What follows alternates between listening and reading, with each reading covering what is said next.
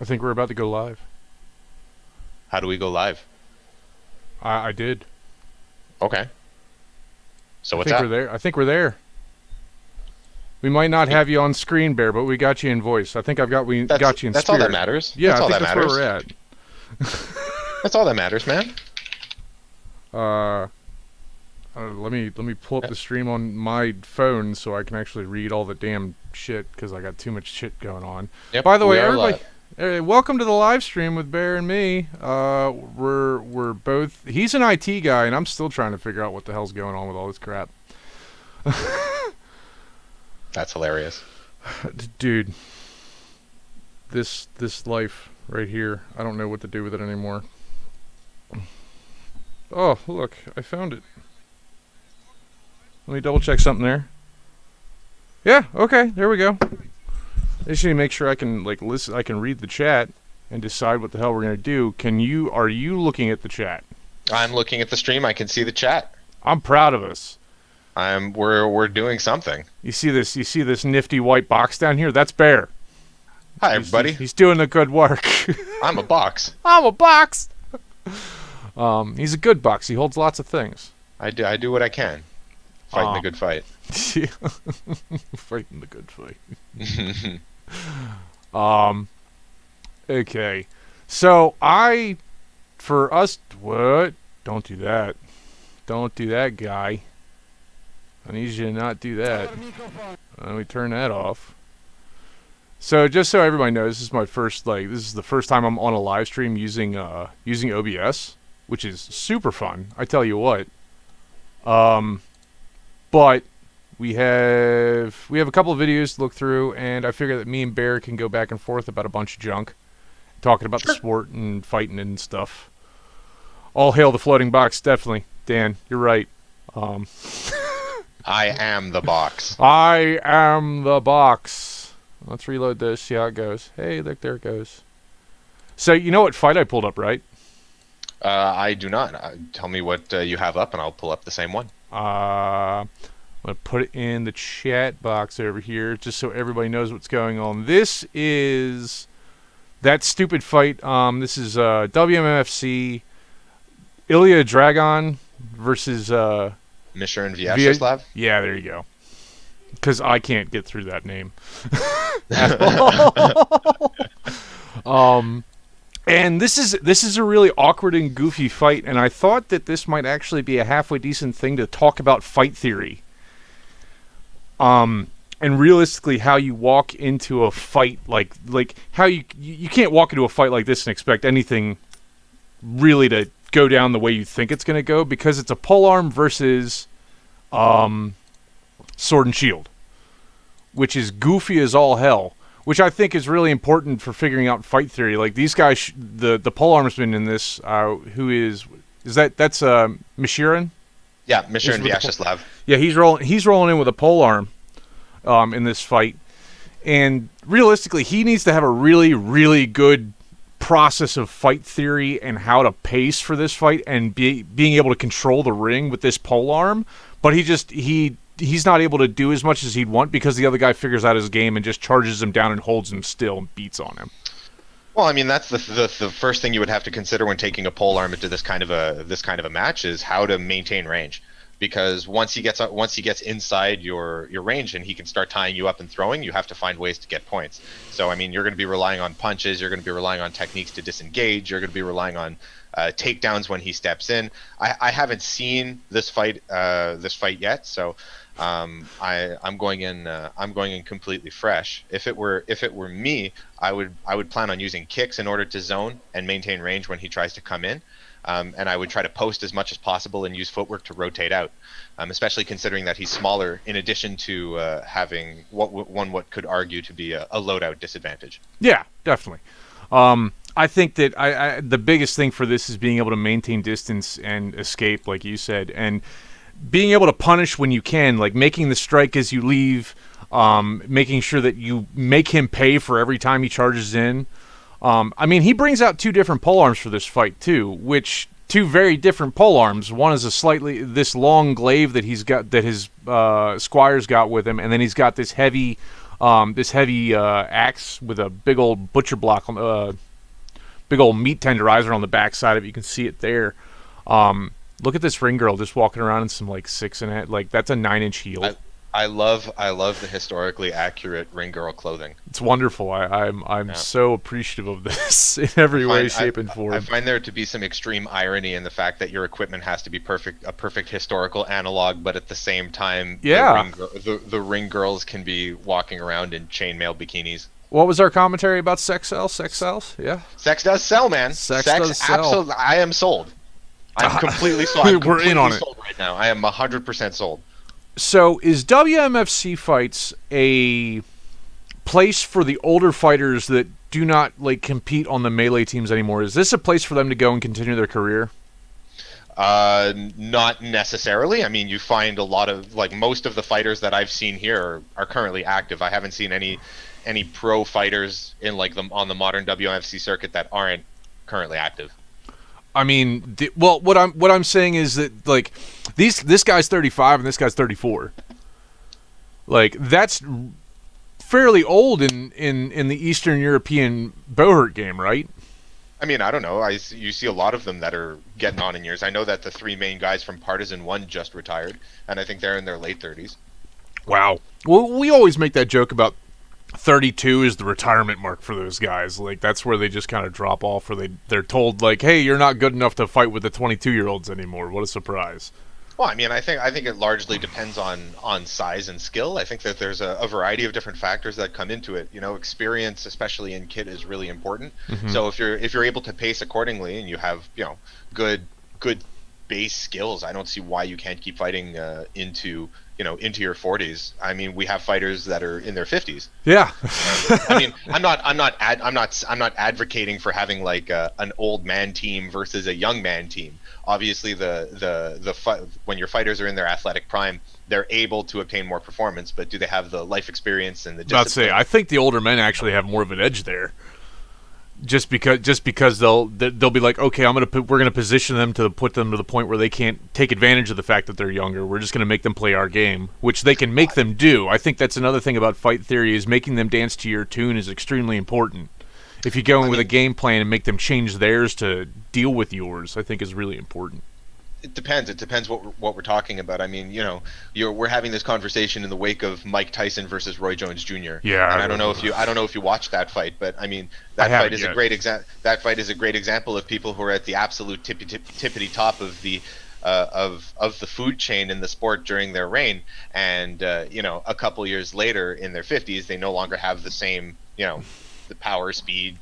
I haven't watched that. He went back on TRT too. So they both went on TRT. Oh really? Yeah. There was no testing for that fight.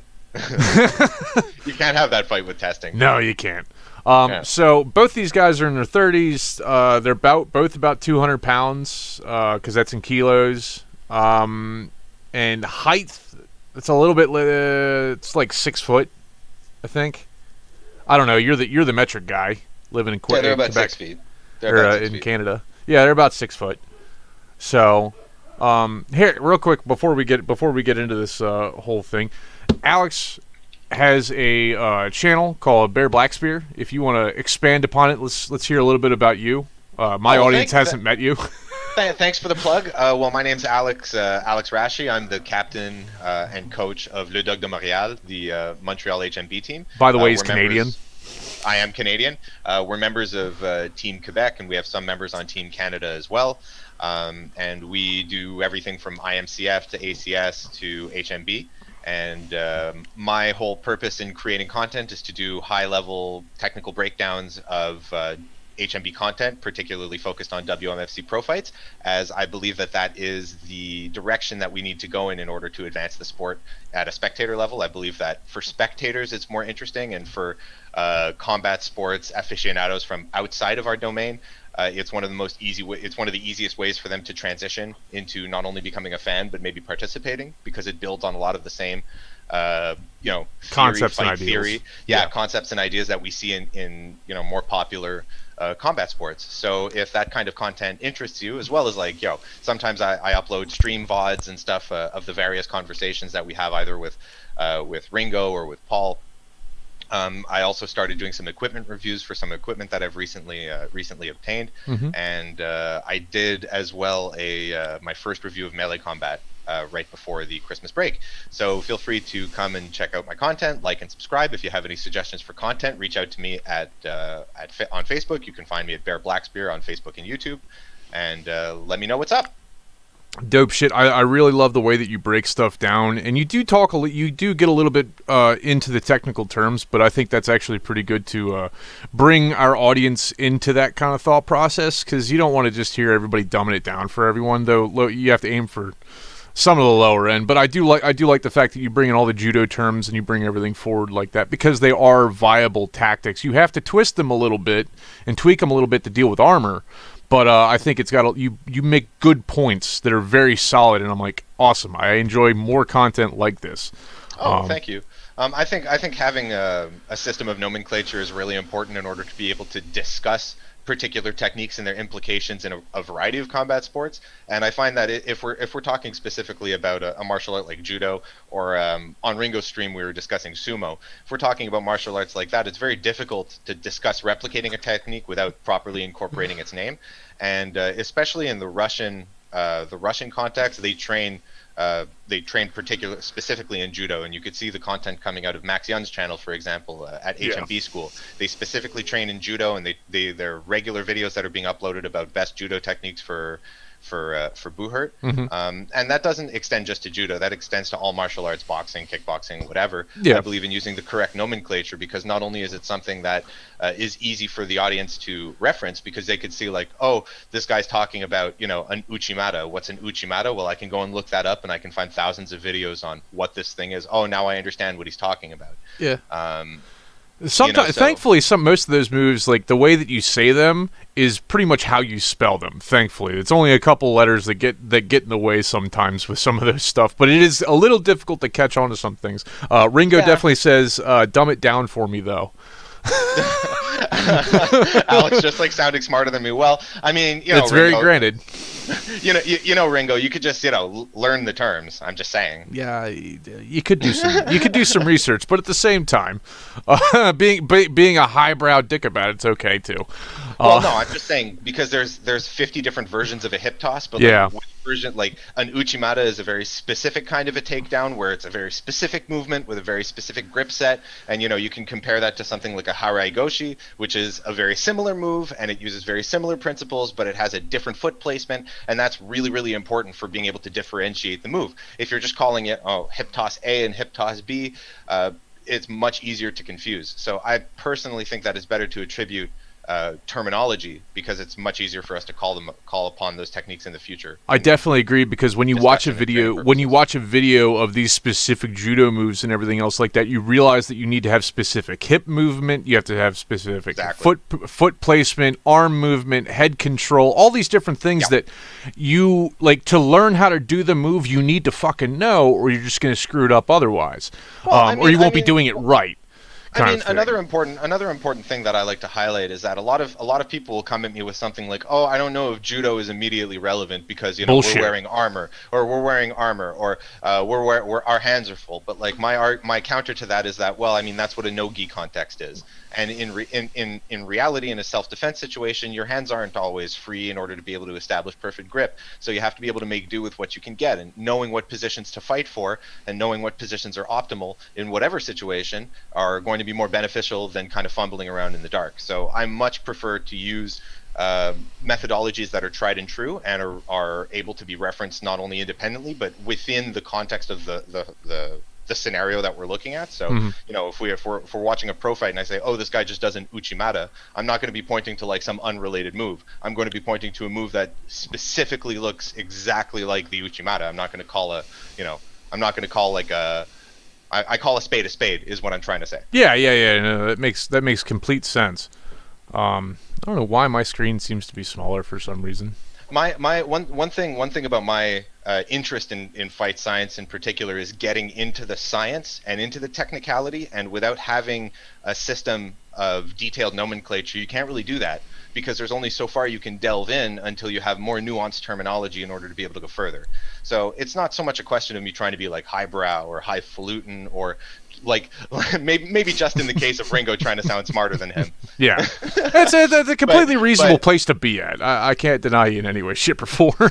But yeah, it's not about being confusing. In fact, it's the opposite. It's about breaking things down into sizable chunks so that we can talk about things in isolation. I think it's a much easier way to learn if you know if you have the specific thing you're looking at first, and then you're able to learn from there. I think that's a much better place to start than trying to arbitrate through somebody else's fucked up terms. Well, I mean, especially in a sport like ours, which is so multifaceted and takes from so many different combat martial arts, I think it's really important for us to be able to have some kind of baseline lingo that's like, I don't want to say relevant is the wrong term, but that's more like relatable. Usable? Probably a better term. Relatable is because combat sports in general there's like an overarching science that applies to combat sports in general, and I think slotting us into that same kind of language is important for not only our development, but for our ability to synthesize into the rest of the combat sports field. Yeah. Be taken more seriously. Because you can't just stand out and be like this big flashy thing, dudes hitting each other with swords and stuff. You actually need to be able to have context that like can relate to other stuff, so people actually want to watch it and try and understand it and learn more about it, rather than just going, it's a good sideshow. I'll go watch like actual boxing, well, like a thing that's real. That circles back to our conversation the other day about how we attract people to the sport, right? Yeah. And that was kind of what I was saying, is that the reason that I don't go with the violence first, smash somebody with a giant axe kind of a thing first, is because I want to try to equalize us with the other combat sports that are already beyond that, barbarian level, as in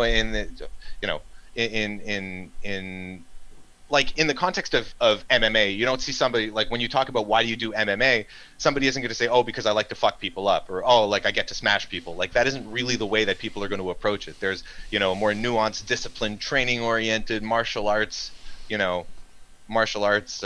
adept approach. Yeah. Where it's like, because you want to justify your lifestyle at the same time. You don't just want to come across as somebody who's, you're not just putting yourself at risk for absolutely nothing. There's a reason there. Mm-hmm. There's a well thought out, intellectualized, rationalized reason there. There's a science there. That's my approach. I completely agree with you. There's a science to a lot of what we do and how we go about doing steel fighting.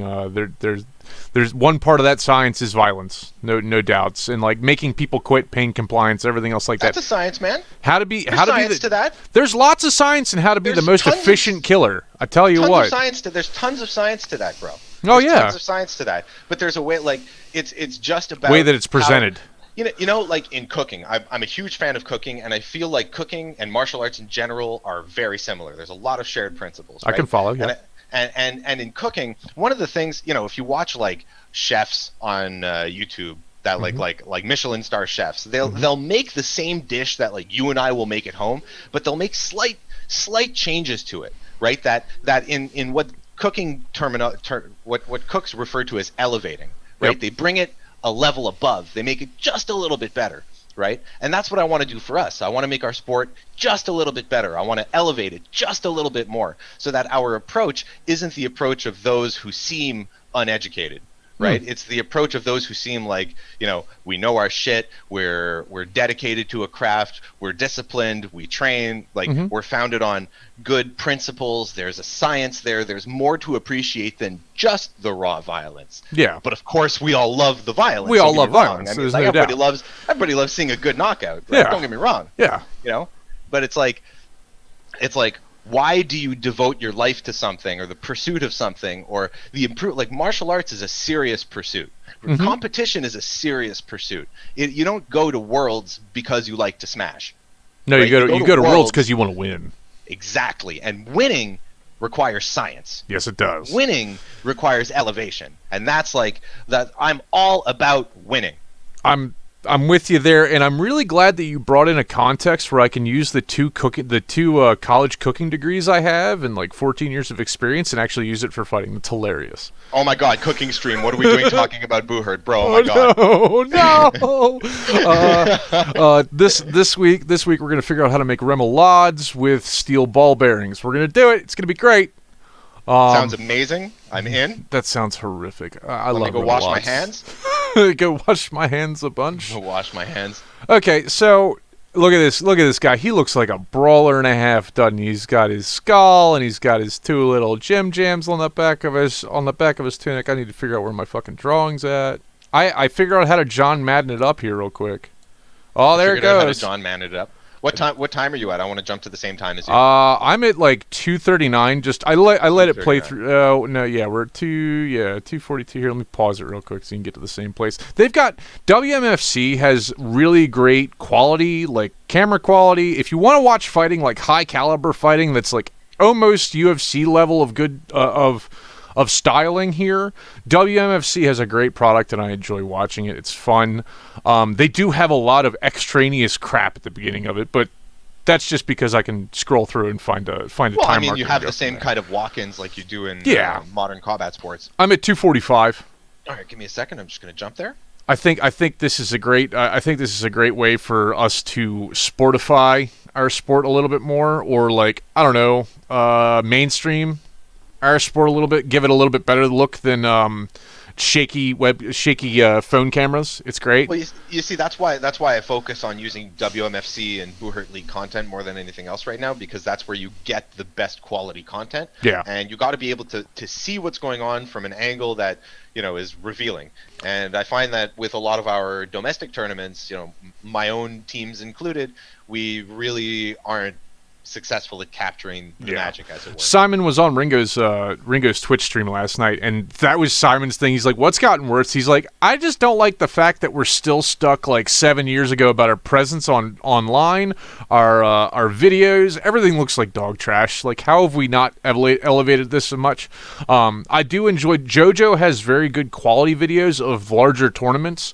I really do like it. When she can get an elevated position and actually see what's going on, it's wonderful. I think we got to, as a North American community, we have to figure out the art of tripod and chill. Yeah, that'd be great, wouldn't it? You put that shit on a tripod at just the right magical angle, and you let that shit roll, and then you edit it with timestamps. Okay, let's go ahead and hit the play button in 3, 2, 1, go. Just to let it walk through, because they still have to put on helmets and everything else like that. So if we look over here, Mishiran's the one with the polearm, right? Correct. Mishiran's on the right. I'm just double checking. They're both in white, which is terrible, but at the same time. Well, I mean, in white with red festoons is Ilia Dragon. I actually did a review of his pro fight versus Vitaly. Damn, that ring girl. I'm quite familiar with his fighting style. Yeah. And Mishiran Vyacheslav is actually a well-known armor smith. Yeah. He makes really good quality pieces. Nice. So we're seeing what's it? It's a punch shield and a falchion versus a two-handed pole. That's pretty short. That's only like a 6 foot long pole, or a 5.5. I think that's shorter. Yeah, that would be closer, somewhere between 4 and 5.5. I can't really see. Yeah. Really Look how long. It's probably 5. 5-ish. Yeah. And it's got a nice spear, like a forward-facing, almost a spearhead. He's got a fucking chef knife on a pole. I think there's potential in like. I think there's potential. It's just the okay, go ahead and hit the pause. It's just the shield punch control, right? Yeah.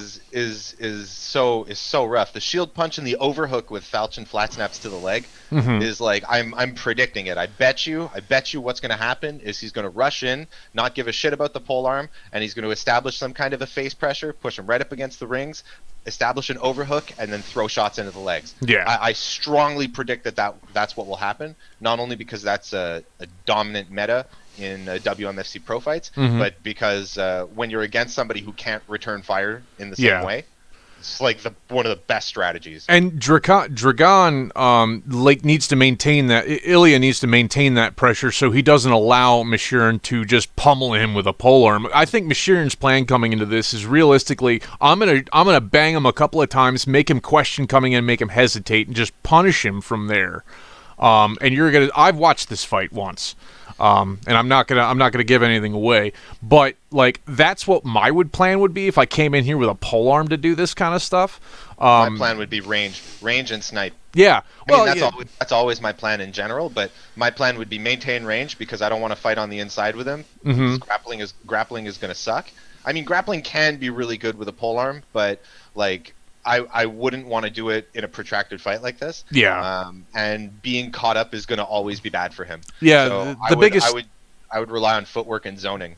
The biggest thing about the grapple with this and using that polearm is using that polearm as a lever to work it into such an angle where he can make it the lever to tip him over his own body weight and everything else like that. And being able to escape at that same point, I think, is extremely important. And if he actually got him on the ground, he could just pummel him with that two-handed sword, that two-handed axe thing. I've seen pro fights where that happens, but I would say that the shape and size of his polearm doesn't lend him to a one-shot style. No. It lends him to a point style, and without the ability to maintain range, it's not going to work. Yeah. That's my prediction for the fight. I'm ready to move forward if you are. Yeah. Let's go. All right, let's go. I wanted us to both like put out what we thought what we think the fight should be like. I mean, on loadout alone and stats, I say Ilia wins, without seeing any of the fight. Mm-hmm. I predict like all 3 rounds go to him. Yeah.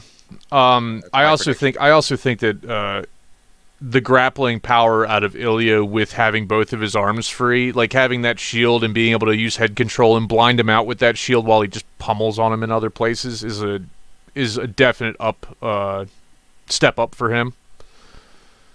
I mean, he also has a size advantage. Mm-hmm. So, I mean, it's going to be very difficult for Mishiran to grapple him in this context because he can get overhooked so easily. And they start from a close position. Ooh, look at that swing. And he's immediately over into head control and grappling him, not letting him swing.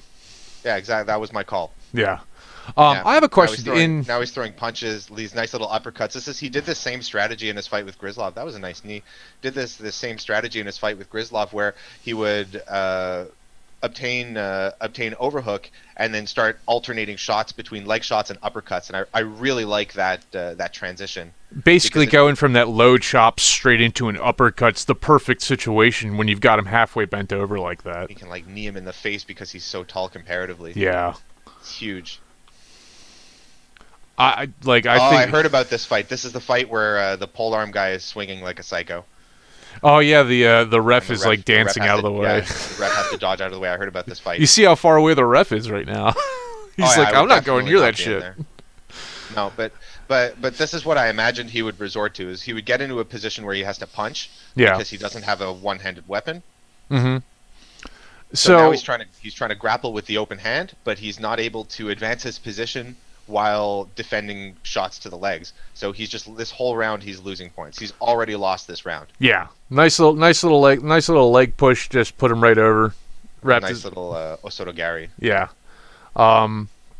So most people don't know the rule. Like most people in the U.S. do not know the rules to WMFC. It's basically a pro fight over here, like a night fight over here. But if you lose your weapon, you can't keep fighting. You have to pick it back up, which I think is the same rule over here. Except if that weapon is your shield. No, you can't.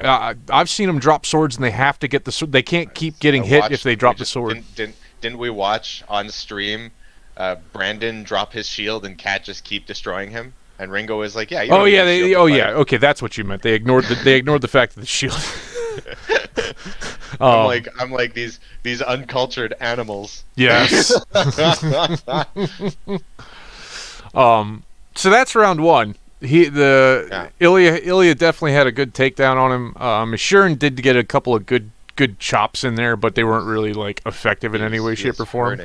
He is hurting. You can see it by his posture against the side there. He is not doing. He's extremely tired trying to wrestle with this guy and swing two-handed shots with any kind of power. Like I say that polearms and greatsword or longsword are definitely some of the more taxing weapons for him because they you have two arms and everything. Like it takes a lot more body force. Look at him; he's so tired. So, I mean, let's not downplay his own performance. I mean, he was still he's doing great. Yeah, he was still landing strikes. So I think if he had a better overall fight strategy, he would have been able to be more successful. Perhaps a shorter polearm rather than a longer polearm, and a more movement-oriented strategy rather than a standard. Well, look at the polearm he just pulled in. He pulled in the second polearm, which is that big old gnarly shark-looking thing with a meat mallet on the backside of it.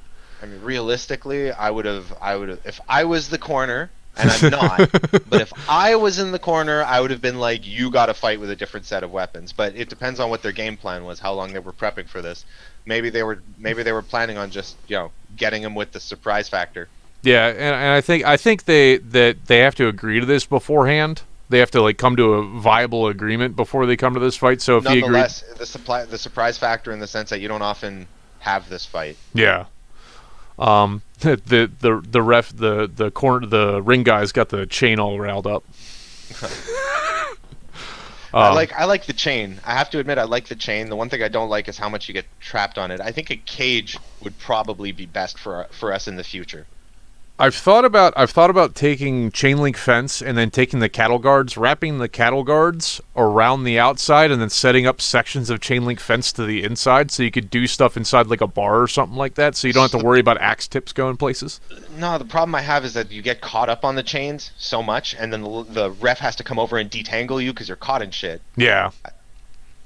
Now they're just standing still. That big old curl around. He's just gonna wait for him to swing. Wait for him to swing. Oh, I would have gone in right away. That was a good and he's punch. going to go in right away here. Yeah, right. And he throws flat snap left straight, and he gets inside, eats a small punch on the inside. Doesn't matter. Trades a knee for it, and now he's wrestling on the inside, and he's going to free the falchion. I would free the falchion. Throw knees. Knees is good. I would free the falchion. Well, Mishiran's actually doing a pretty good of blocking out that knee with his arm. He had one arm down, and he just kept blocking out the knee a couple of times. Transition to an overhook, and see now he's going for the Haraigoshi, where he steps over both legs, lands in side control. Mm-hmm. That's a really nice position. He should step over into mount. Step over into mount. Nope, got tied up. It's too late. But yeah, you can throw pommel shots into his helmet. Yeah. Don't just sit there. So there are separation rules in WMFC. You can only remain in an inactive clinch for 7 seconds, and you can only remain on the ground for 7 seconds, or a total of 3 strikes on the ground. It's only 3 strikes. It's either 3 strikes or 7 seconds, whichever comes first. Okay. Submissions are not allowed. Yeah. I mean, Mishiran's still putting together a pretty good try here. He's still swinging at him. He's still trying to keep him at distance, keep him at bay, and then he catches the axe haft, and he's like, "Oh, okay." Very nice. Yeah. It's like Ilia should just not be. Yeah, there he goes. Just not be scared. Step in, grab control of the shaft, and then just keep working him. Slowly push him up against the side of the list. Free the falchion. Exactly. He's got the axe between his legs, trapping it. I would want to transition to the shield overhook as he's going into a harness over here, and he's going to try to walk him back into the ground. No, separation. Yeah. That was very nice. So I'm a big fan of getting that harness position as well. When you're like, your upper body is parallel with their back, and you have like an underhook on one of their sides, and you're walking them backwards. It's called a harness. Yeah. And you can have that either from the front or the back, but that's a really good position as well. I don't think this guy's swings are too wild. I think it's just the style of what he's running through. He's keeping the momentum going of that heavy-headed axe, and he's just bringing it back up to ready position. That was nice. He got him. I would like to see more work with the right hand, because it's nice. It's nice that he's fighting like Goofy style with his left hand up rather than his right hand up. But I would really like to see him do stuff where he's alternating into the right straight, even with the shaft in his hand, or he's trying to go into some kind of cross-check head control. I don't know. I don't think he has a pommel. I don't think he has a pommel on the end of that axe. You don't need to. You just punch. Well, I know. You don't. You're not. I'm not on camera, so you can't see what I'm doing. But I would say you would just extend your right arm forward and just keep your hand on the shaft of the halberd. And so you're just punching with the shaft of the halberd in your hand. Or throw a strike and then let go with the right hand and throw a punch on the inside. Yeah. And then try to overwhelm. I like that pommel ring, even if it's just a ring of steel pipe across the bottom side of the pole arm. It definitely gives you the sound, and it gives it a little bit more counterbalance to it, counterweight to it. But if he goes into a row position and he just lands like 2 or 3, and he's got a good defense with it set in broadside, and he's able to bang, bang, bang, bang, bang, give him a couple. If you understand, like holding it like a kayak handle, basically.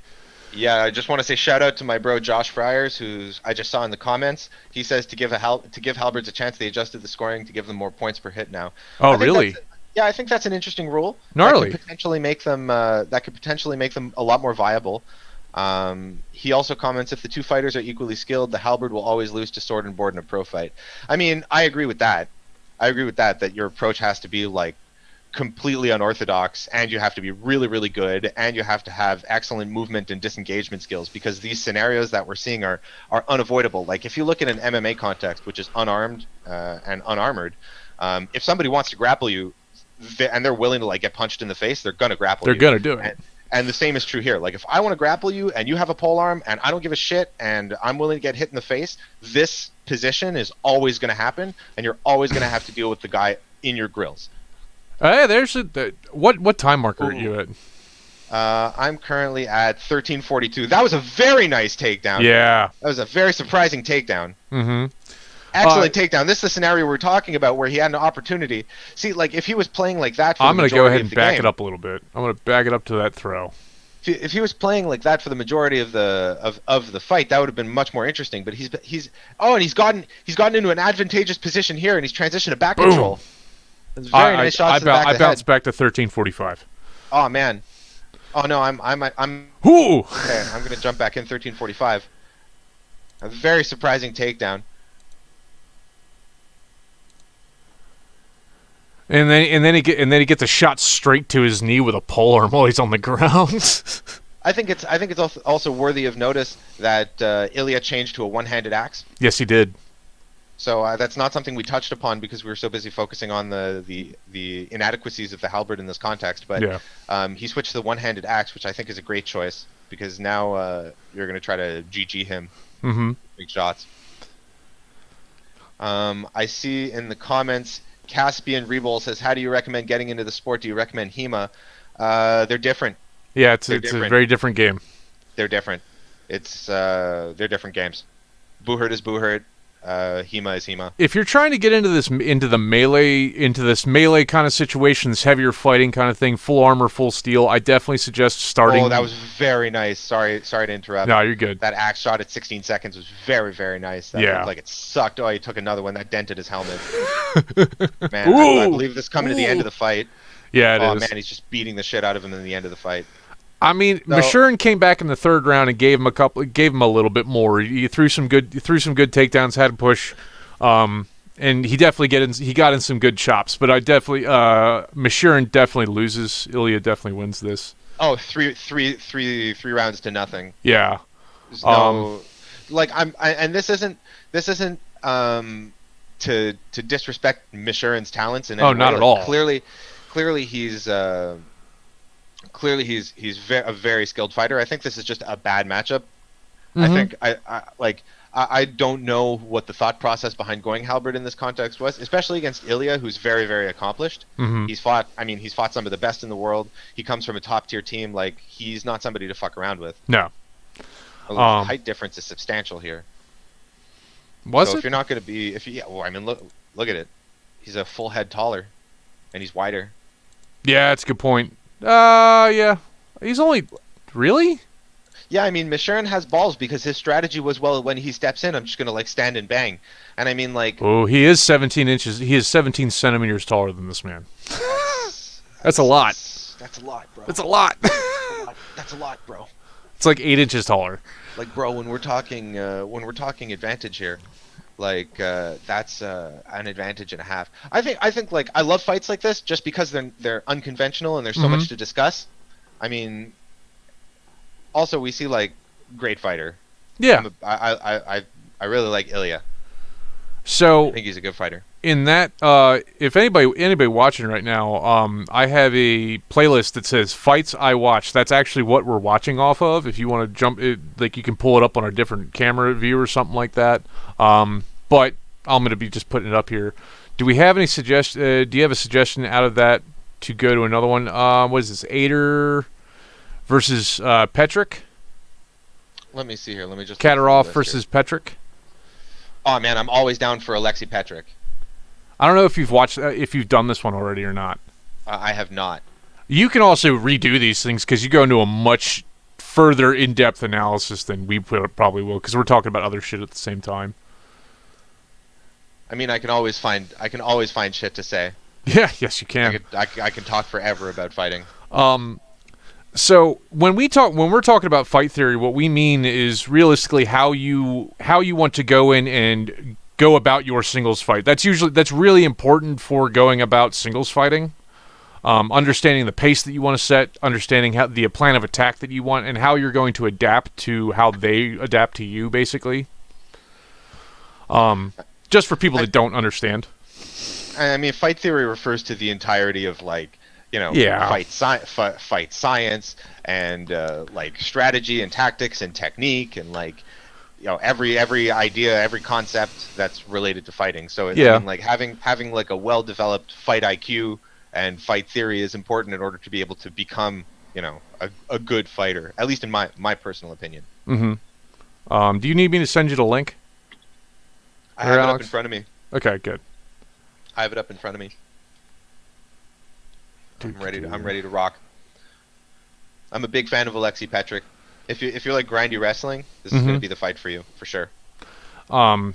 Good head control, I think, is extremely important in most of these in most of these fights. Maintaining head control and because where you put your head is where the body's going to follow, kind of thing. Well, absolutely, especially when you're wearing a 20-pound helmet, right? Definitely. I don't think any of these guys are actually wearing a 20-pound helmet. I think these things are all pretty fucking light. I mean, it depends what your build is. Like I wouldn't wear titanium on my helmet for sure. No, these guys are all wearing like 2 mil though. They're not. None of them are running 2.5. At least 2 mil. At least 2 mil. Well, a lot of them are running the minimums, which is the minimum is 2 millimeter. Over here in the States, our minimum's like 2.5, I think. Yeah, my helmet, I believe, is 2 millimeter on the sides and 3 millimeter on the top. Yeah. What's 3 mil in gauges? I don't know. I'm a metal. 1 mil is what, 20? So like I think 10 gauge. 1 mil, maybe. Yeah, I think 3 mil is 10 gauge. Or is 1 mil 18 gauge? 3 mil I think is 10 gauge. I think 2 mil is 14 gauge. No, it's got to be at least 12 gauge. It's got to be at least 12. I'm just looking it up. So 18 is 1.2 millimeters. Steel gauge conversion. Thank you, Google. Isn't it great? Google is fantastic. How many mm is 16 gauge? Jesus, yeah, it's probably closer to 10 gauge. I'm at timestamp 243. All right, I'm at 327. The fight hasn't started yet. Okay, 327. I'll match up to you because we haven't started the fight yet. I think it's about to start from where I'm at though. Okay, let me get to the right. There we go. Yeah, so 3.2 mil. So like 2.9 mil is 11 gauge, and 3.2 mil is 10 gauge. So wow. Yeah, two is 14 gauge. So it's between 14 and 10 is where we are. My helmet's 12 gauge on the top. My face is 14. So it's also made of like magic steel. I agree, Josh. Learn judo. Yeah, judo is extremely important.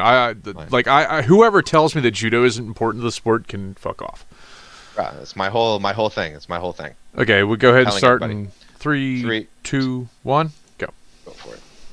Bop.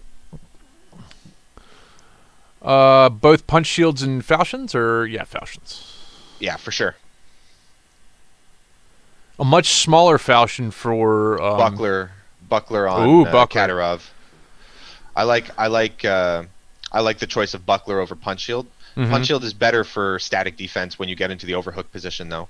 Yeah. Buckler is better for fighting for position, but prepare for very grindy fight. Both these fighters are big dudes. I think this is at super heavyweight because Alexei Petrick tends to fight at heavyweight. Yeah. Man, are these guys they're so aggressive. Fast. Very, very aggressive. That was an Uchimata attempt that was failed there as he's trying to get into head control, throw shots into the leg, but he's eating those shield punches as return.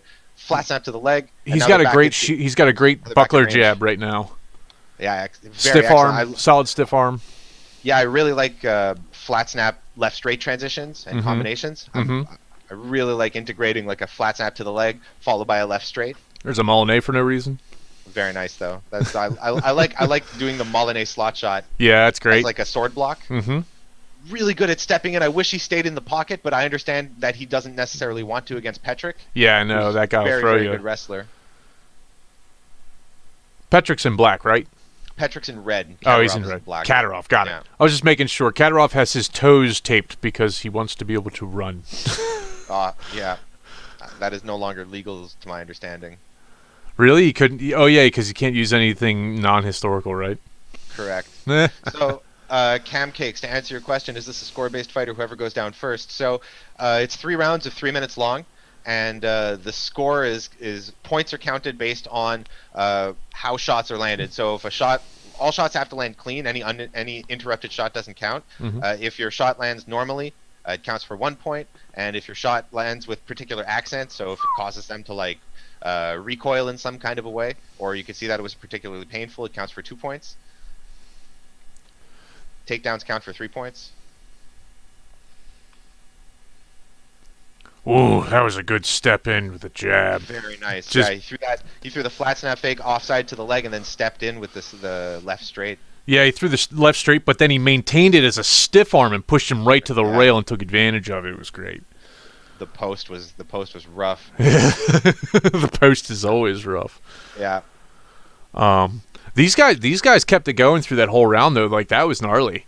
Oh yeah, no, they were going. Alexei Petrik is phenomenal. He's absolutely phenomenal. He's one of the best fighters in the world. And it's like if he wants to swing, he's going to. It's very, very impressive that Bohumil was able to beat him. Yeah.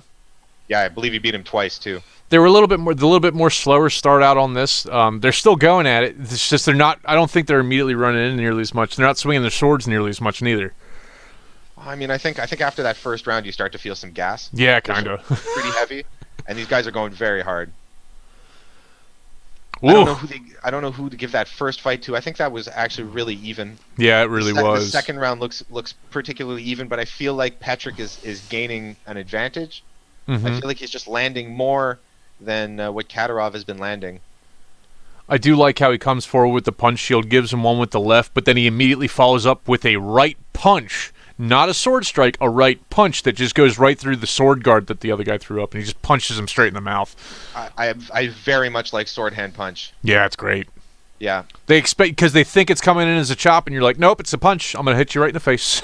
Yeah, you can transition into and out of so many different sword strikes. Like there was another one that he very, did. very nice as he stepped in. He threw that right hand, Mm-hmm. and that was from like that was from like a hanging guard position. So that could have been an offside. That could have turned over into a flat snap. All you have to do is just extend the hand out. And bam. Yeah. This is a bad position that he just got himself out of with that teardrop return. Mm-hmm. Now he's stepping into that 50-50 position up against the list. They're throwing shots on. Are they separating or not? Like, Jesus. Ah, jeez, that was a nice round too. They were all over that list too. They're not staying center to the rails. They're all over the place, going back, forth, back, forth, back, forth. Yeah, that's something that's really, really fun to watch about Alexei Petrik is that he's incredibly grindy yet high volume. So he can switch. He can like switch his pacing and he can change his approach at a moment's notice. Again, really, like I do suggest checking out the Bohumil fight from Vo in 2020. Mm-hmm. You can send me a link to it. I'll put it in. Oh, there's no round. Wow. 2 rounds? You took it? We didn't watch 3 rounds. We only watched 2 rounds. I do not believe we watched 3 rounds. I believe we only watched 2 rounds.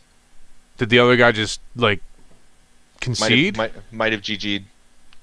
I can't understand Russian, so.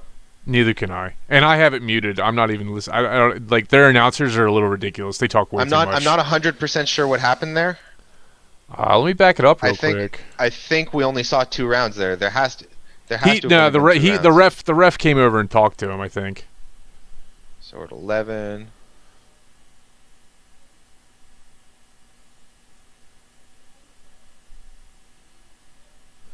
Yeah. Had like 8 minutes. They're saying stuff in English.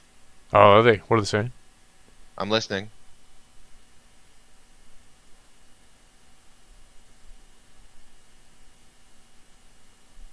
I can't exactly make it out.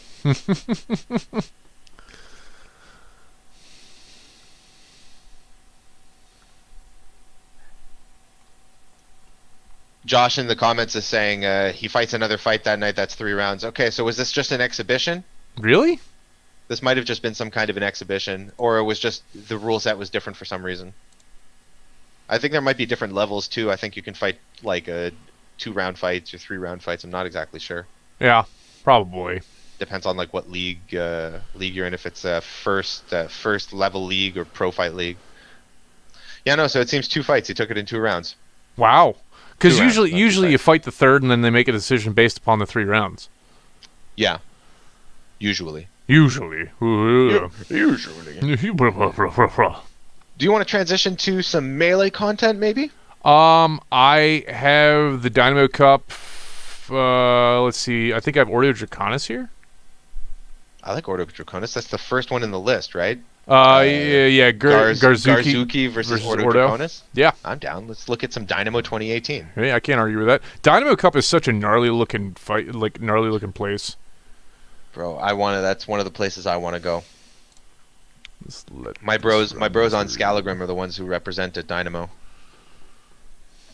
Are you going, by the way? Yeah, I'm letting it play. I'm at 9. Okay, I'm gonna jump back a couple seconds. I'm at like 15. Going to 15. Do you want We'll me go to 15? We'll meet at 15. Okay, 14, 15. Go. All right, 3, go. All right, here we go. They're going. They're running breaks around. right through. Yep. Oh, he almost fell on the floor. Breaks right through. Doesn't really do anything very effective. He has a 2-handed falchion.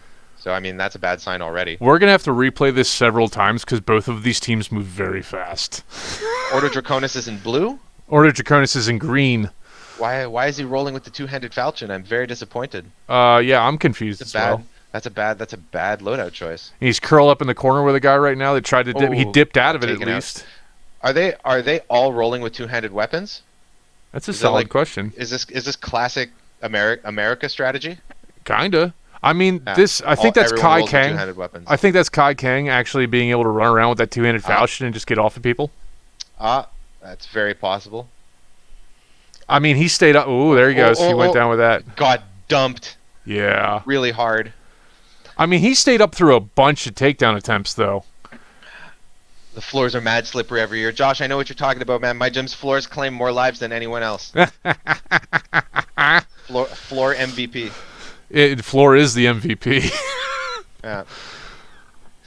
See, like, I think loadout is only so important, but I think at the point where I'm gonna go ahead and back it up all the way to the start of it again because that was super fast.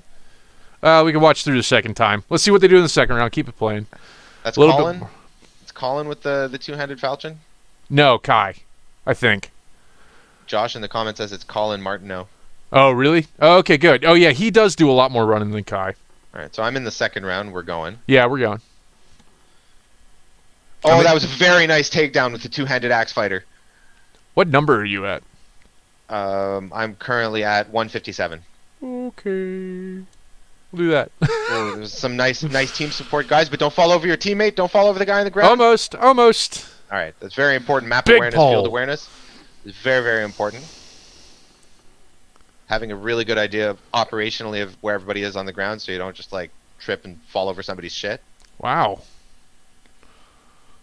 It's good support, good team support here where they're trading out targets. Very nice. Yep. So that was a Ogoshi attempt. The blue fighter there, the Garzuki fighter. That was an Ogoshi attempt that failed. Why'd they stop? That wasn't an Ogoshi. That was looked like Osotogari. Why'd they stop the fight? I got to see that again. Well, we're gonna restart this again because this is real. These are really fast rounds. Incredibly fast. Well, I mean, these are going to be high-intensity, explosive fights for sure. Everybody's coming here jacked up and ready to go. Oh yeah. Oh, there's a third round. I think that Ordo took the third round. It took the second round. Yeah, they did. And we're going into round 3 with the Ordo Draconis fighter getting back control on the Garzuki fighter who's in the corner of the list, and he abandoned him, going for a cross-check that was successful. And it worked very well. And he defends the counter cross-check. It's very good teamwork. His teammate, though, the teammate there didn't step into it. Yeah, it's unfortunate that he didn't help him there. Yeah, but or he didn't, and he didn't run up to help that guy. guy. They're still up 2-1. Oh, it was good shots into the back. Ooh, into that hip. Come on. Shoulder blade. Oh, push on him. Push on him. Oh, there we go. GG. Good. That was very nice. I'm going to go all the way to the beginning of that again. You want to watch that again? Let's do it. No. Come back. Go back to that one. I went on to the next video already. This is really quick. What's the next video? We're going into what now? No, I'm back to Ordo. Okay. So I'm gonna go to 15 seconds, and I'm ready for you. Let me know when you're ready. 13, 14, 15. All right, let's go. There he goes, running around. Starts with the runner. Almost falls and breaks his own ass. I really like the fact that they're immediately able to get backfield. Like, they're able to get a runner into the backfield. I don't think he should have curled back all the way around immediately. I think he should have gone to a further corner. He could have, like, taken better advantage of the decision that he made to get into the backfield.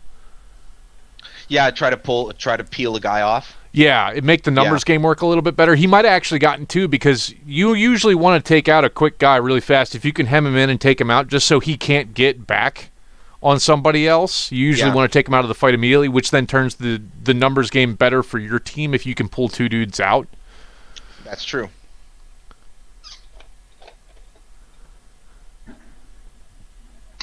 Oh, that was a really good dump. Just dumped him right over there. That was a Haragoshi. Got that underhook, stepped across the second leg, hip to hip, bumped him over the foot. Got dumped flat on his face.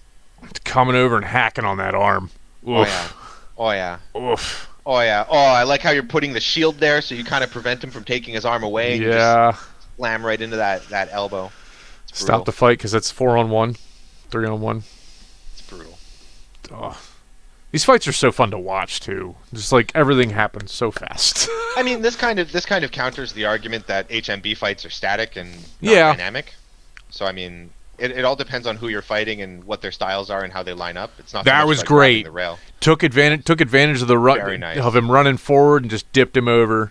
Another suicide right there, and he comes over. He just kind of they're getting each other's way. Yeah. Here he doesn't assist.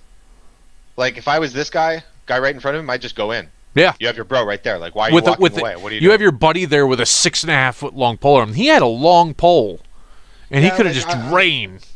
Yeah, ultimately, I don't know why they would just run. Did they dump the dude? The other guy doesn't run over. The guy in blue doesn't really chase them down either. No, he walked over. Oh, and he just goes for that throw, but he fails. I think Yurzaki thought that they would give him round 2 and then take it to him in round 3. I don't know. That wouldn't make any sense to me. Yeah, that wouldn't make sense to me.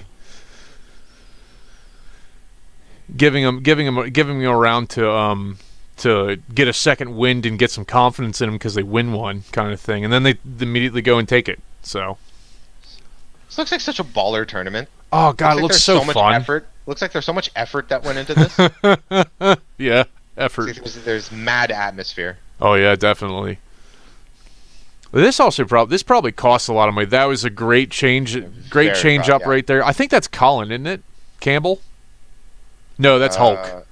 That's Hulk, because I can see the David Dixon. I can see the green Corzina he's wearing underneath of it. Yeah, and that's the end of it, because he comes over and he starts hammering on this dude.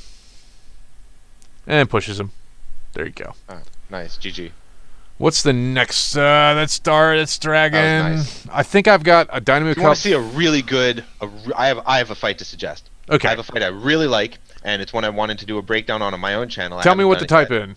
I'm just going to give you a link, because it'll be easier, because it was hard as hell to find. Oh, God, so much. Is that going to be in the Zoom or on Facebook's? Where do you want it? Put it in the Zoom chat, because that's what I have open right now. Oh, okay. I'm just trying to find it. Hey, everybody out in the chat. Thank you all for being around and involving yourself. If you have any questions, throw them at us, because me and him talk about fighting a lot, so we have a little bit of information we can throw at you. Definitely go over and check out Alex's channel, Bear Blackspear. He's got a lot of stuff going on. He does some really great breakdowns. He's got a lot of information to throw at you and put in your brain. He brings up a lot more things than I think to bring up most of the time, which is really nifty. Come on, man. Like, respect is due. I want to thank everybody for coming out and being a part of my channel and being a part of the live stream and everything else like that. We have currently 23 people that are hanging out and watching. Hey, 23 people? How you doing? Man. What's going on? Throw a like, throw a subscribe if you like the Russian channel a oligarch bunch. money, bro. What? I just saw what Josh said. Russian oligarch money. Oh God. If you really like me, go ahead and hit that little bell icon, because that's a really nifty thing for you to do. That definitely helps me out. And I want to thank everybody for sticking around and hanging out in the with the live stream a bunch, because that definitely helps my view hours, because that's apparently what's stopping me from actually getting this channel monetized is view hours. It's ignorant. Are you on the video, sir? I am on the video. I have sent it to you. Yes. And I'm just waiting for when you're ready for me to give you a timestamp. I'm at 0. You have a timestamp for me. I was just going to start from 0. So I mean, okay, we can start from 0. It's only a 5-minute video. Yeah. So just hit it. 3. Okay. Going. Yeah. So this is like a very well-known tournament in France that takes place every year, and we're seeing Partisan versus White Company. So these are like 2 of the best teams in the world. Yes, they are. And the reason I really like this fight is because of the move you're going to see from the number 3 player, which is the guy in the center. You're going to see like an absolutely monstrous play. And just look at overall how they move, both teams, like how conservative they are in terms of conservation of movement, energy, flow. So look at this play. Bam! Ooh, right in there. Absolutely monstrous cross-check.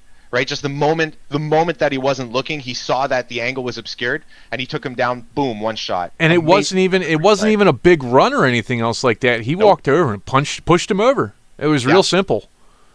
Look at the teamwork from that number 3 player. That center player is really MVP right here. He's coming over to help his friend in the far corner, while the number 1 player on the other side is running across. And look at how they're all changing targets. And you see how the number 3 player is looking behind him. So whenever they move, they're looking behind him, and they're looking behind them, and they're checking the field. So they always have perfect field awareness. So between every strike, he's looking around. Watch that center player. Look how he's looking around. He's seeing, what do I do back there? What's that fight going on? Now he's just picking his moment. And it's also just worthy to note, look how powerful those falchion shots are. Oh, yeah. Absolutely terrifying.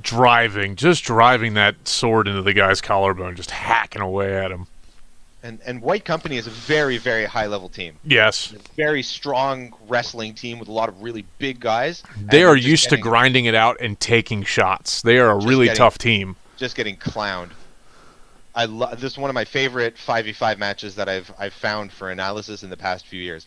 And it's like, look how it comes down again to the center plays. Yeah. Right, and look at how striated they are, and look how you got the 3-2 split, right? You got the 3 guys on the one side, the 2 guys on the other side. Yep. And he's just hanging out. They're both waiting for someone to make the move, and then he steps in on him. He's like, "Okay, I've got it over here now." And look, he's chilling in the corner. Yeah. Well, I think the Partisan one, that middle guy bounced to the corner to see if he could take 2 guys' attention to let his 2-on-1 happen, which is a major play. If you can pull people off of your dudes and allow somebody to get a numbers game up, that's what it is. We all know that numbers game is the thing. Absolutely, but it's also about positioning, and like both of these teams are very high level wrestlers.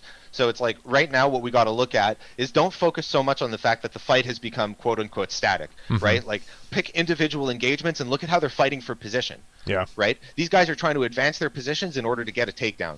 And in some cases, they're using the list in order to apply leverage, or they're using the list to help to fight for the next position.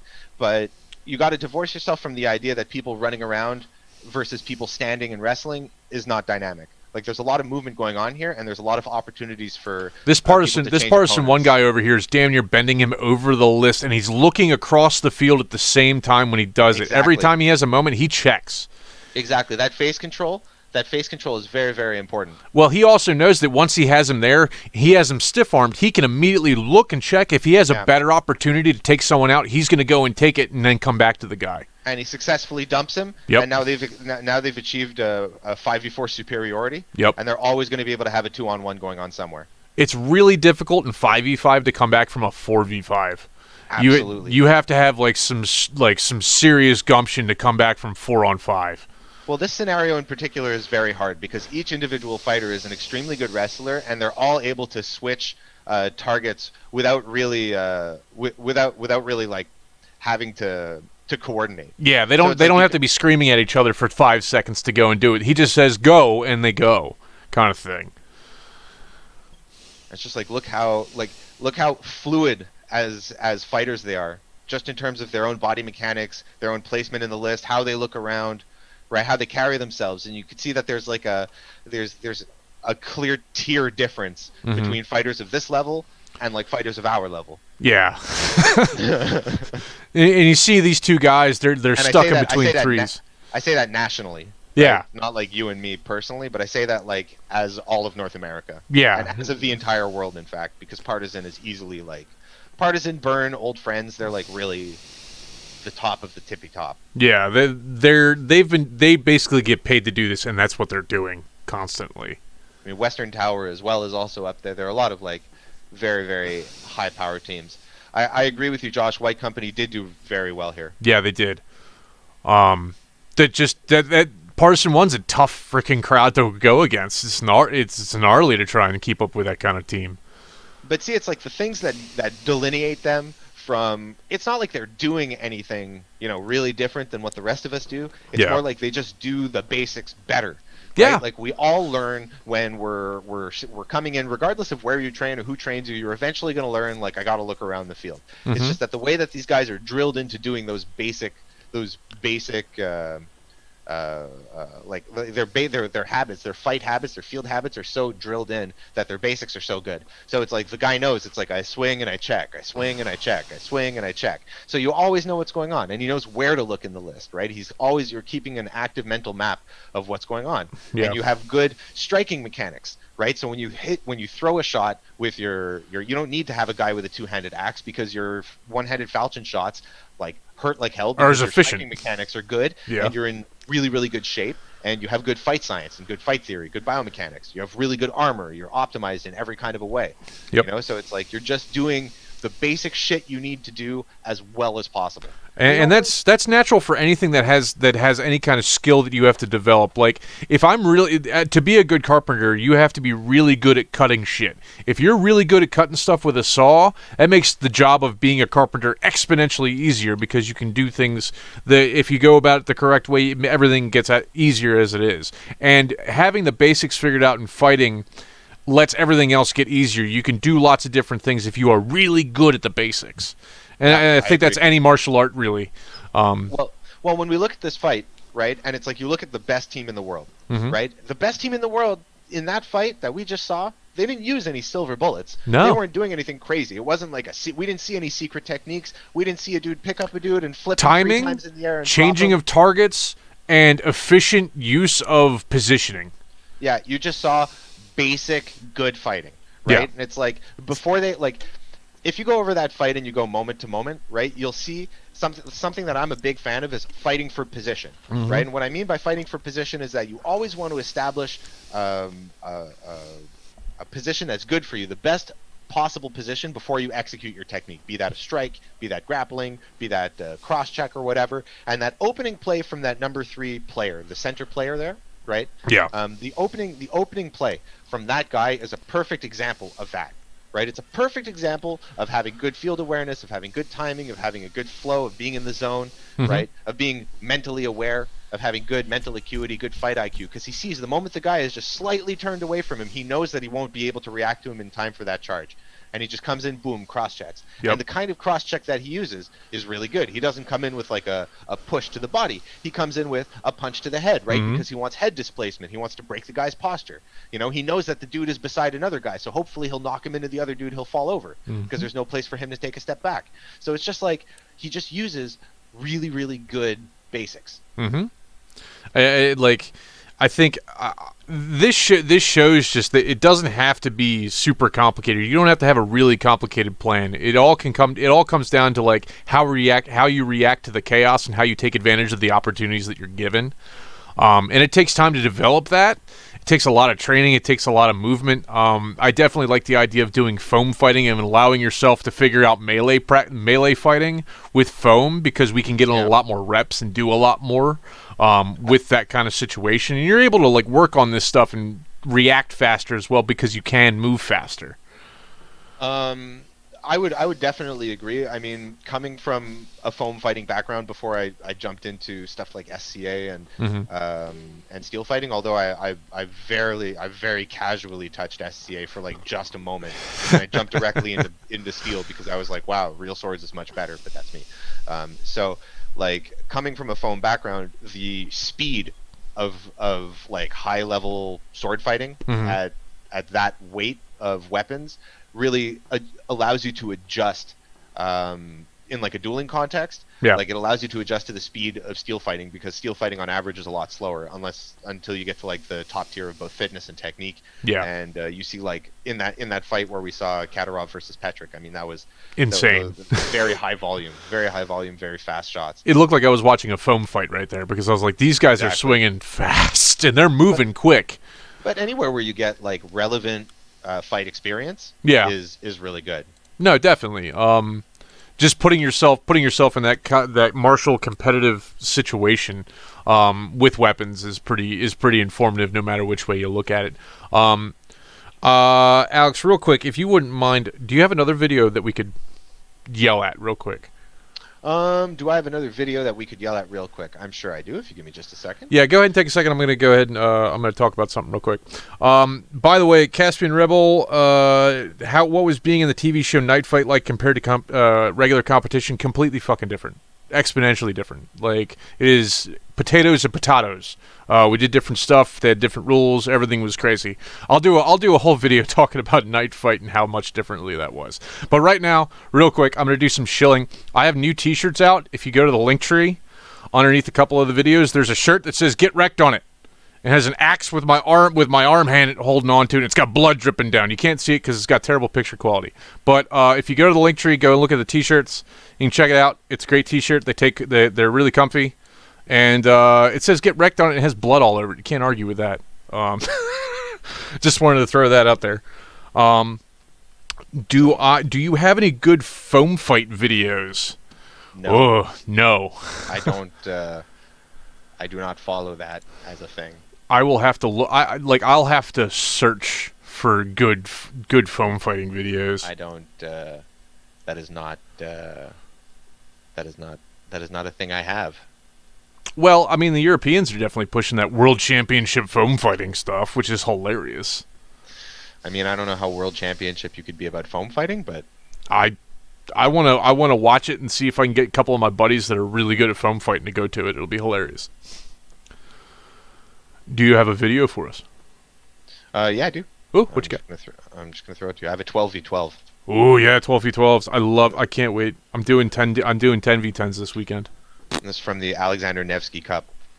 It's a Buhurt League event in October. Ooh. Copy. I'll put that up there. Do this. Do that. Hit the thing. Do some stuff. Look at it go. It's already going. All right, I'm going. Okay. What number are you at? I'm currently at 4 seconds. Okay, there we go. With the amazing banner. They're just choppity. Are we going? Yeah, we're going. All right, beautiful. I love how they're using drone footage for this. Oh, it's the perfect angle. Oh my god. This is how you do it, man. This is how you do it. Right? That's what I'm saying. It's like these guys are so pro. Yeah. Great They're quality. So pro. Oh my god. So you're basically set up in two lines. There's a little bit of a cluster over here on the left, on this bottom side of the list. Two pole arms just wailing away at dudes, trying to get some good positioning. They've stacked up a little bit more on the right side. There's the big split. There's a guy in the middle coming through to take advantage and help his buddy out with the 2-on-1. Another guy gets loose with a long pole. It's very nice. It was an excellent takedown. Yep.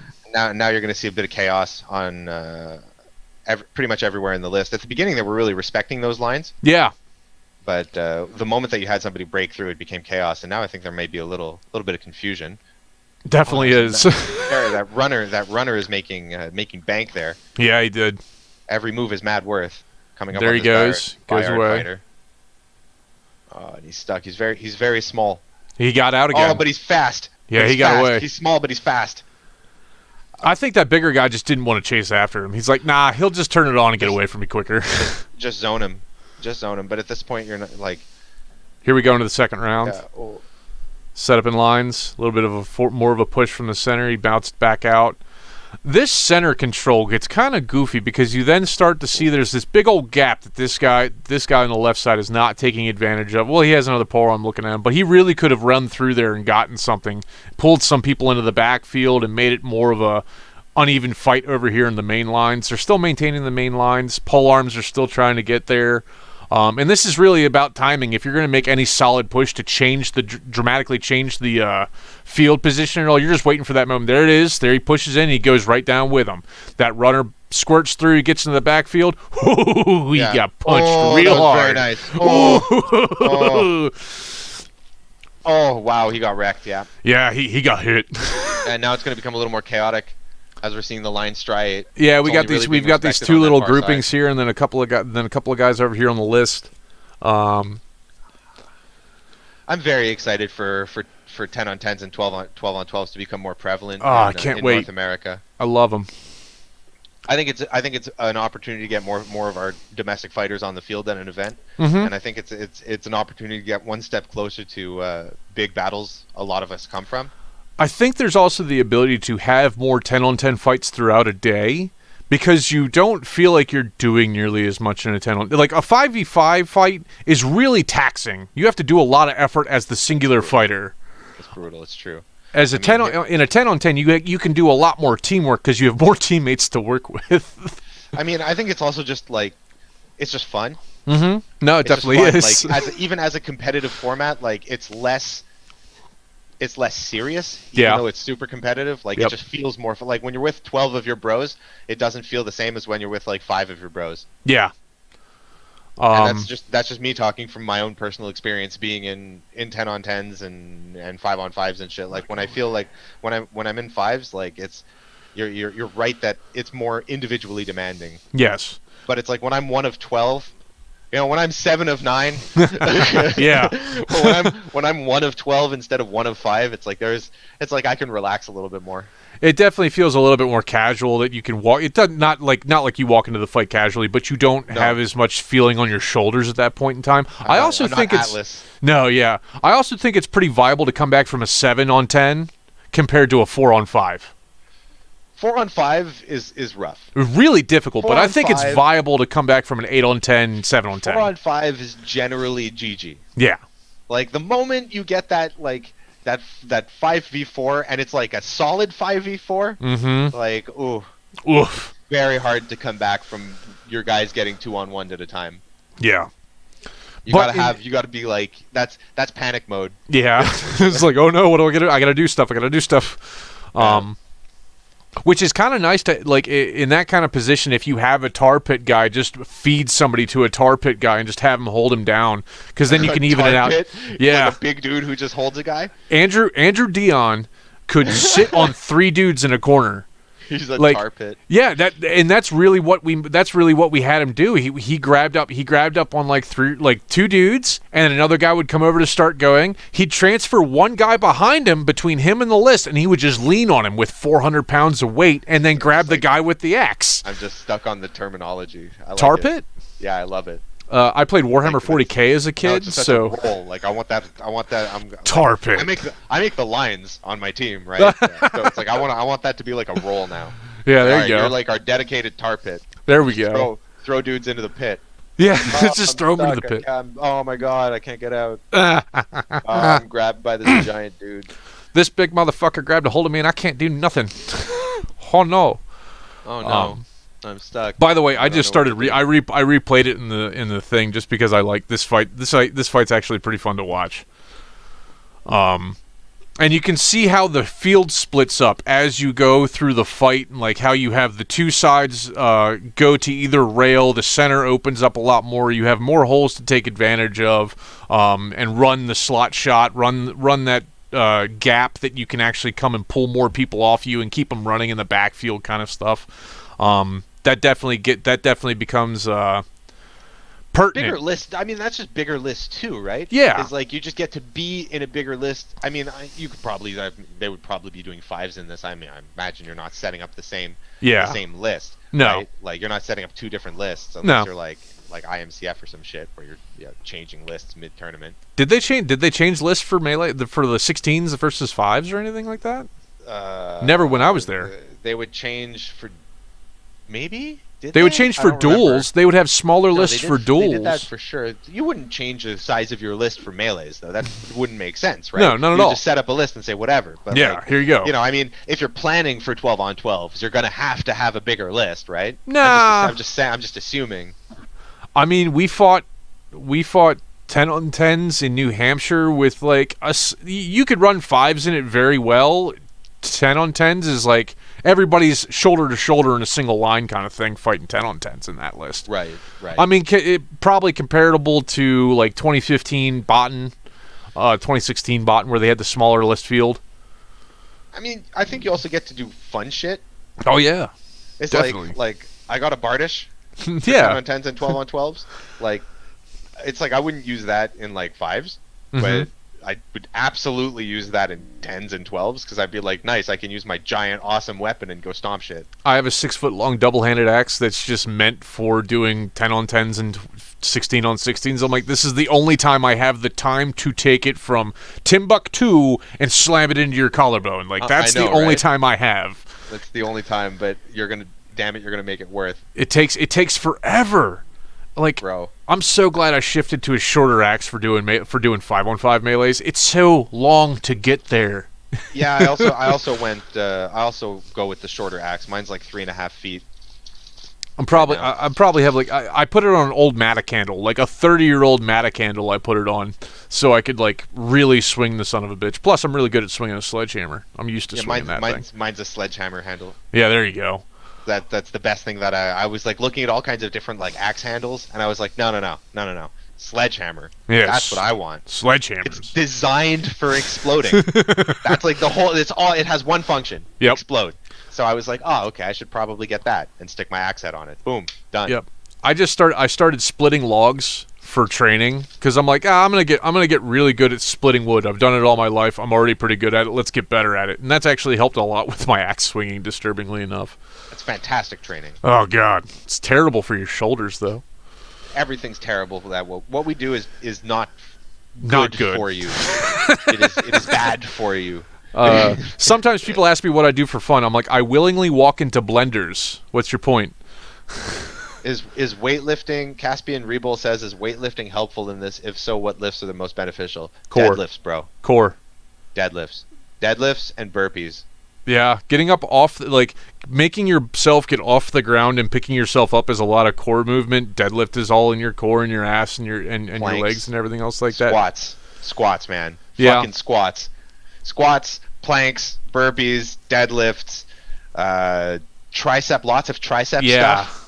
Tricep Skull crushers. Skull crushers are like fucking super good. Shoulder stuff, back stuff, leg stuff.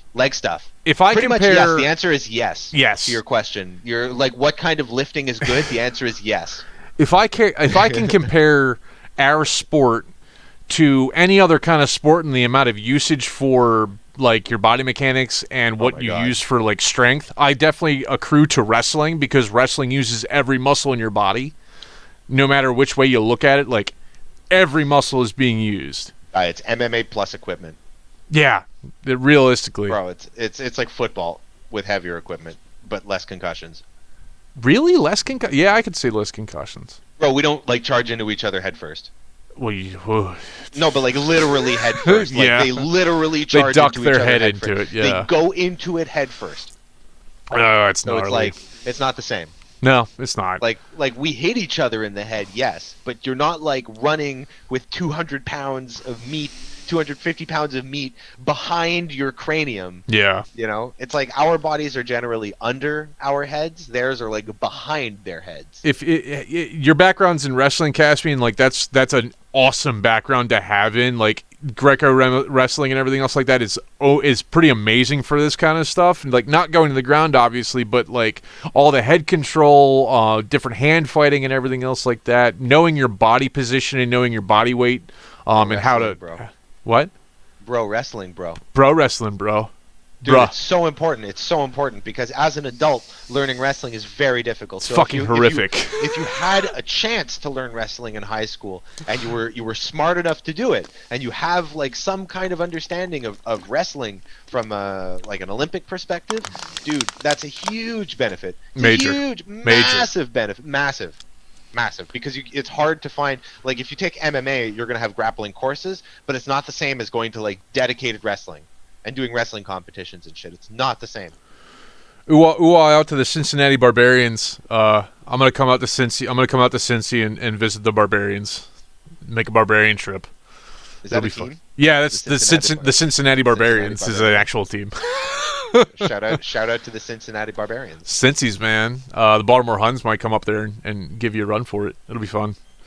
Alex, I want to thank you for coming on. It's about 9 o'clock. We've been going for about an hour and a half. Yeah, man. I think that's pretty good for us yapping about stuff. Perfect timing for me as well, my friend. Definitely go and check out Alex's channel, Bear Blackspear. He does some great breakdowns. He's got a lot of knowledge. I think this is a pretty good success, Alex. We can do a couple more of these and scream at each other. Yeah, no, I'd be down anytime, man. It's my pleasure. Thank you very much for having me. It's been a lot of fun. Yeah. And you have a nice community. It seems you've had like a stable 20 plus, at some point 30 plus viewership, and I think that's just awesome. I like the content that you do too, and I'm happy to be a part of it. It's my honor. Thank you so much. I thank you for coming on, and hopefully next time I'll figure out and make sure this fucking Zoom meeting works. Stupid goddamn bullshit. Yeah, I gotta figure that out on my end as well. So like maybe I'll also figure that out, and then I'll be able to have you on my channel. Yeah, like I think it just comes down to the fact that we need to not be such knuckle draggers and figure out the computer. I'm not dragging. Shush, Yeah, you dragged your knuckles too. You didn't figure it out. You didn't figure out dragging knuckles. You're right. I'm dragging. You're right. All right, my man. Well, thank you once again for having me on, and I wish everybody a fantastic